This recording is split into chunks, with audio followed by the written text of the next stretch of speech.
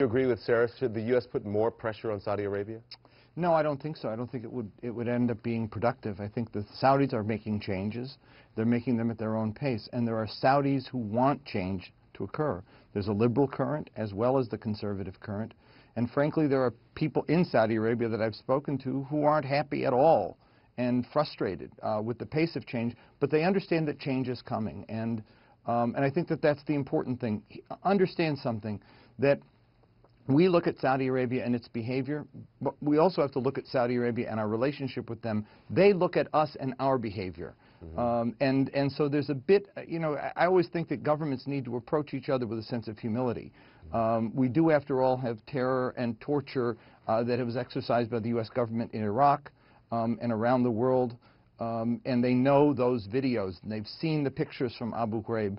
And frankly, there was no accountability in our country for this behavior. And so, you know, I believe that the president has struck the right tone. He's been critical of them. He has spoken to them about it.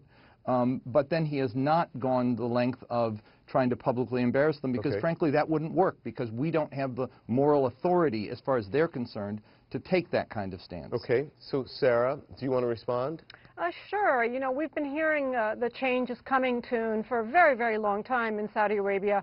But in fact, if you look at the record, the only change that's been coming in Saudi Arabia is regression and more activists in jail and more people being flogged and no real serious loosening of the absurd restrictions against women. And in fact, just in January, already in this year alone, Saudi has beheaded 10 people already, including a Burmese woman beheaded today. Again, if we don't think that these are good things when ISIS and Al-Qaeda do them, then they're also not good things when Saudi Arabia does them. So they aren't good things, and they aren't good things at all, and we understand that. And in fact, the fact that we speak about it, Sarah, the fact that you take the lead in speaking about them is really important. It's important for those in Saudi Arabia who also want that change. But don't say there's no change. I've been going to the kingdom for 35 years. There have been enormous changes.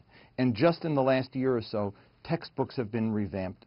Thousands of teachers have been fired and imams have been removed from mosques. And Saudi Arabia has just contracted with an American company to reform their entire education curriculum because they know they have a problem and they want to change it for themselves because they know that they have to enter the modern era. Breaking the back of the religious establishment and the control that it has in the country is something that this king has been committed to, and it's slow work, but it is happening. And frankly, the religious police have much less control in the country today than they had 20 years ago. The U.S. has long said that the relationship with Saudi Arabia is an important one, but honestly, how much does this have to really do with oil and money? First to you, Sarah. Go ahead, Sarah.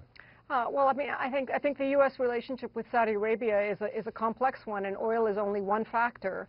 Another factor, of course, is stability, and another factor is who's willing to fight ISIS.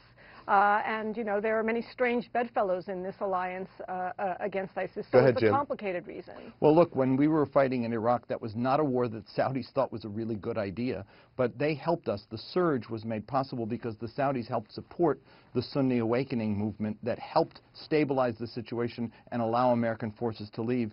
Similarly, Saudis have taken it upon themselves to try to deal with other problems when they didn't find us being supportive. They took the initiative to do the Arab Peace Initiative, which has not gotten the recognition. That was a big deal in the Arab world to say 12 years ago, in the middle of everything that was going on with the Second Intifada, to say, we will recognize Israel and normalize relations if Israel makes the agreement to withdraw from the territories. It was a very big deal, and no one paid attention to that.